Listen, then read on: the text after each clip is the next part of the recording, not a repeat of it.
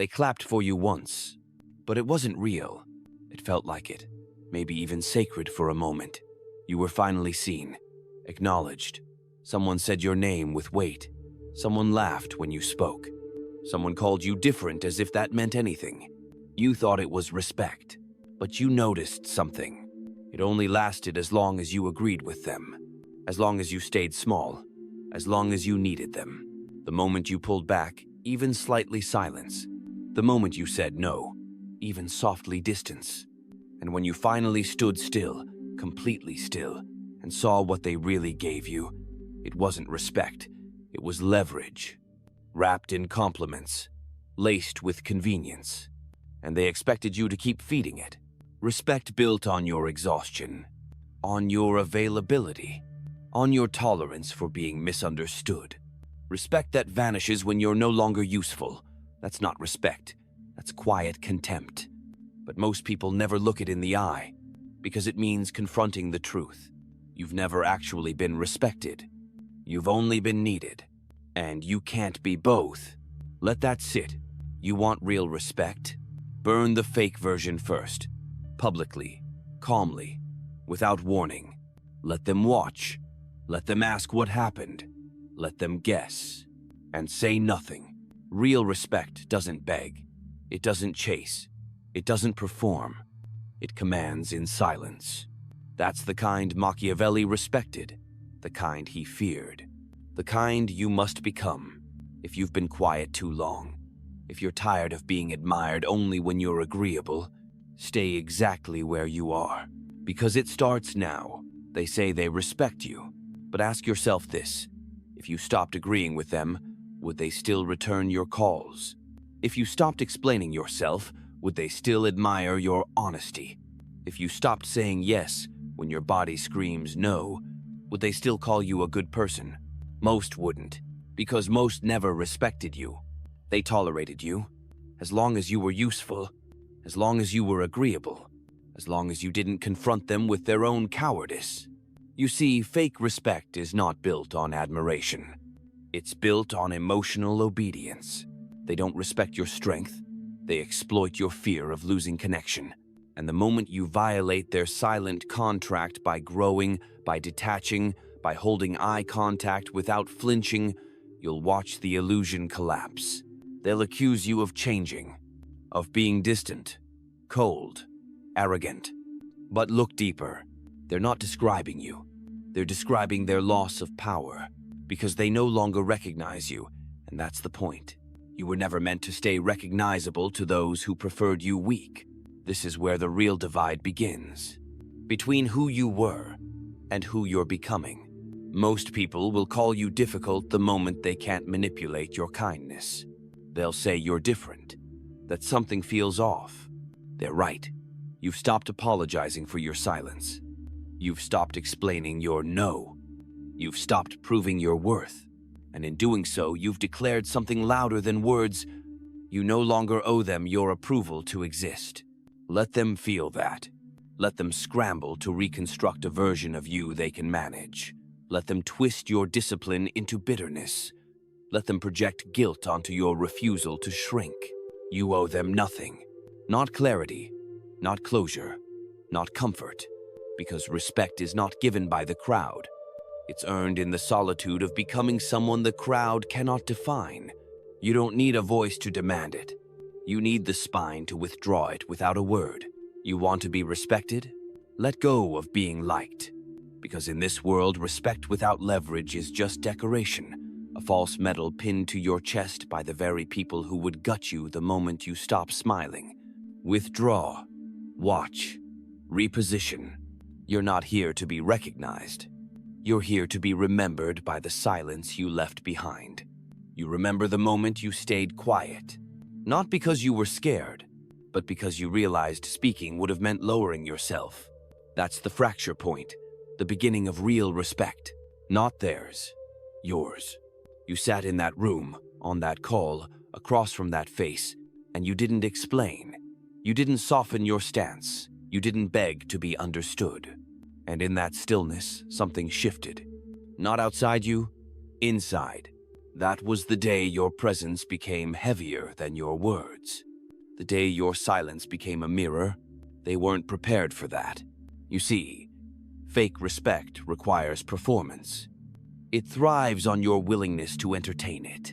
The moment you disengage, truly disengage, it dies. Because what they respected wasn't you. It was the version of you that played nice, that flinched, that smiled even when cornered. They wanted proximity to your strength, not confrontation with it. They wanted the benefits of your loyalty without the discipline behind it. So when you start carrying yourself like someone who doesn't need to be liked, they panic. They start calling you intense, intimidating, too serious. Not because you've changed, but because you've become clear. Clarity is expensive. Most people can't afford it. It shatters illusions. It forces alignment. It makes emotional parasites scatter. Because once you're clear on who you are, manipulation loses its oxygen. This is the part where people fall off. Not because you push them away, but because you stopped playing along. And in doing so, you prove a brutal truth. Fake respect only survives in environments of self-betrayal. But you've stopped betraying yourself, which means most people won't find you comfortable anymore. Good. Comfort is the graveyard of self-respect, and you were never born to be mourned by the mediocre. So they'll say you've changed. They're right. You've withdrawn your permission to be disrespected. You've buried the version of yourself they were allowed to mistreat. You've stopped flinching when someone pulls away because you've stopped needing anyone to stay. That's not detachment. That's power. And now, you don't have to ask for respect. You just carry it like a weapon no one sees, but everyone feels. Power doesn't shout. It doesn't explain. It doesn't prove. It doesn't chase. It waits. It studies. It withdraws. It lets others speak just long enough to reveal themselves. And that's what you've started doing. You've stopped trying to be understood by people who benefit from misunderstanding you. You've stopped volunteering your boundaries like a polite disclaimer. You've stopped softening your tone to protect fragile egos. You've stopped giving rehearsed explanations to people who never had to earn your truth. That isn't cruelty. That's restraint. Because here's what most don't understand. True respect begins the moment you become unreadable, when your eyes stop flinching, when your schedule becomes sacred, when your presence stops being free, when you stop seeking alignment with people who only value you when you're smaller than them, and suddenly the dynamic flips. They don't know what version of you they're going to meet, because you're no longer predictable, and in a world addicted to control, unpredictability is dominance. That's when fear starts to look a lot like respect, and silence starts to feel like power. But here's the part no one warns you about. The moment you become this version of yourself, you lose the comfort of being liked. People will misunderstand your calm, confuse your discipline for detachment, project coldness onto your boundaries. Let them, because every person who misreads your stillness is revealing exactly who they were when you weren't silent. The ones who fall away, let them go. They were only ever attracted to the version of you who needed their approval. But the ones who stay, the ones who hesitate before speaking, the ones who stop trying to impress and start trying to understand, those are the rare ones. The ones who recognize the difference between obedience and respect. You don't get many of them, but you don't need many. Just enough to remind you, you're not insane, you're just ahead of the curve, ahead of the excuses, ahead of the manipulations dressed as kindness. And now, you don't perform anymore. You observe, you decide, you move or don't. No one owns your reaction. No one owns your presence. That is real power. They used to laugh when you were agreeable. Not because you were funny, but because you were predictable. Predictability is comfortable, and comfort to the manipulative is control. They called it chemistry. You called it connection, but it was choreography. You were dancing to rhythms you didn't create, smiling in conversations you didn't respect, playing roles that made everyone feel safe except you. And every time you sensed it, every time you felt that sick heat in your stomach, that twinge of misalignment, you ignored it, because you thought losing people was worse than losing yourself. You were wrong. You lose far more by being liked than by being alone. Liked people are replaceable. Respected people aren't. But becoming one comes with a cost. You will be accused of ego, of arrogance, of being hard to talk to. But look closer, they're just mad you stopped being easy to use. You stopped narrating your worth. You stopped translating your no into something gentler. You stopped flinching when silence entered the room. You started letting people feel uncomfortable around your standards. And now they call you distant. But what they really mean is, they can't reach you anymore. Because you're no longer offering the parts of yourself that can be exploited. You've sealed the leaks. You've stopped bleeding for people who hand you bandages with a smile. And the reaction? First, they'll test you. Then they'll mock you. Then they'll go silent. Good. Silence is how false power dies. And this is where your real presence begins. When you walk into rooms with fewer words, but heavier weight. When your reputation becomes shaped by what you withhold, not what you give. When your time becomes sacred and your distance becomes feared, you are no longer asking to be respected. You are becoming someone they cannot afford to disrespect. Not because you punish them, but because you remove yourself.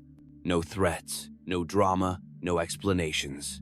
Just disappearance. That is the highest form of discipline, and the purest form of power. They didn't believe you'd leave, because you never had before. You stayed through the side comments. You stayed through the subtle dismissals, the backhanded compliments, the disappearing respect when you set a boundary. You stayed when they forgot to invite you. You stayed when they only called you when they needed something. You stayed when they gave you just enough attention to keep you hoping. That's how fake respect survives. It feeds on your endurance. It rewards you for staying silent, not for being strong. But one day, something shifted. Not a scream, not a fight, just stillness. You woke up and didn't feel the need to reply, didn't feel the need to justify, didn't feel the need to be understood by people who couldn't even face their own reflection. And in that moment, you became untouchable. Not because you fought harder, but because you stopped playing the game. Understand this. When you leave without slamming the door, they feel it more. When you stop defending yourself, they start doubting themselves. When your presence turns into absence without a speech or spectacle, they panic. Because they were counting on the version of you who couldn't let go. But that version is gone. Buried. With silence. You didn't walk away to make a point. You walked away because nothing was worth staying for. You finally understood. Fake respect is more dangerous than open disrespect. Disrespect is loud, you can confront it. But fake respect is quiet, smooth. It poisons slowly. It convinces you to lower your standards. It rebrands your exhaustion as empathy. It decorates your boundaries with guilt. And the longer you stay, the more you lose. Not just time identity, but now you've stopped trading your self-respect for false peace. You've stopped apologizing for your standards. You've stopped trying to correct people who already knew what they were doing. You've learned it's not your job to educate them. It's your job to remove yourself. No noise, no notice, no closure, just distance. They can call it cold. They can call it cruel. But deep down, they know what it really is. It's discipline. It's clarity. It's the price of real respect, and they were never willing to pay it. Most people don't respect strength. They respect submission disguised as kindness. They respect predictability wrapped in politeness. They respect their own comfort until you take it away. Then suddenly, you're different. Suddenly, you're too much. Suddenly, they can't trust you. But let's be honest, they never trusted you. They trusted your silence, your smile, your willingness to absorb, to explain, to bend. That's not trust. That's dependency. And dependency is fragile. The moment you detach, it shatters. You've seen it before. The shift in their tone when you stop over-explaining. The way they pause when your eyes don't flicker. The silence after you say no and don't offer a reason. You've become unfamiliar. And unfamiliar people aren't easy to use. So they label you. Cold, arrogant, emotionless. Not because it's true, but because it's easier than admitting they never respected you. Only your utility. That's what fake respect is. A transactional illusion. And the moment you become unbuyable, they back away. Let them, because the moment you start requiring earned access, you expose everyone who only stayed for the discount version of you. There's new announcement, new declaration. You don't say, "I've changed." You just move differently and let their reactions reveal their intentions. Some will grow quiet. Some will grow bitter. Some will try to drag you back into softness with nostalgia, guilt, or praise. Ignore it. This is how people test if your detachment is real. They offer bait, compliments, invitations, apologies wrapped in manipulation. Don't bite. Respect doesn't require noise. It's not loud. It's not messy. It's still, heavy, final. It speaks once through action and then disappears. You want to be respected? Then stop performing. Because the person who needs nothing, who speaks less, who protects their presence like currency, that's the person they remember and fear. Not for what they do, but for what they refuse to allow. You don't have to raise your voice to dominate a room. You just have to stop lowering your value to be in it.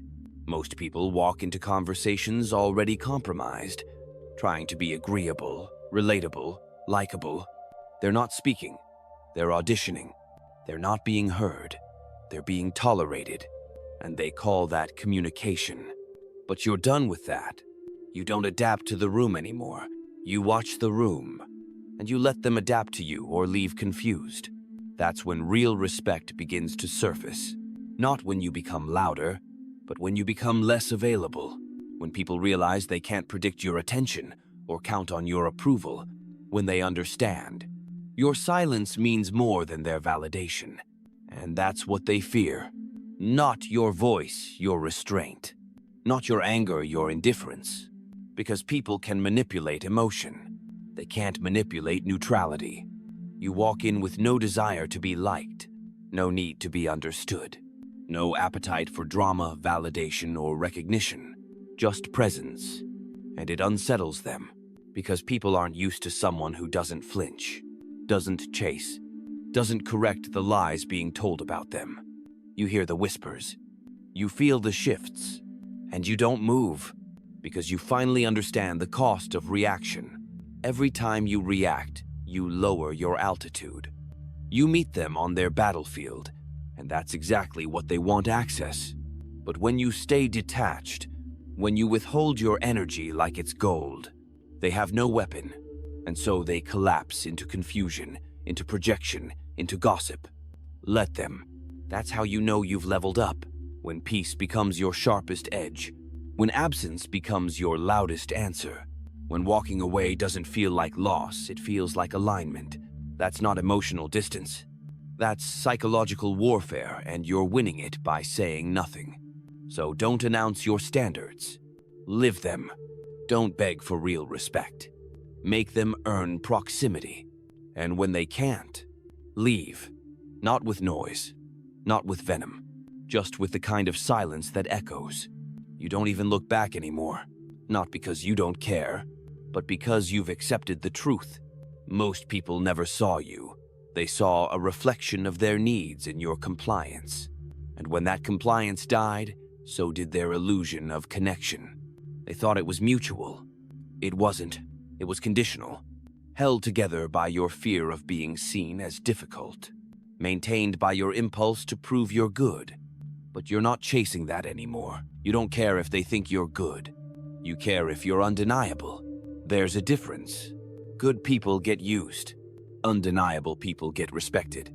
And that shift from seeking approval to commanding respect is where you lost the crowd. They'll say you're bitter, but you're just precise. They'll say you're closed off, but you're just no longer open to disrespect. And that subtle difference, it terrifies them, because your old self made them feel safe, prédictable, soft, exploitable.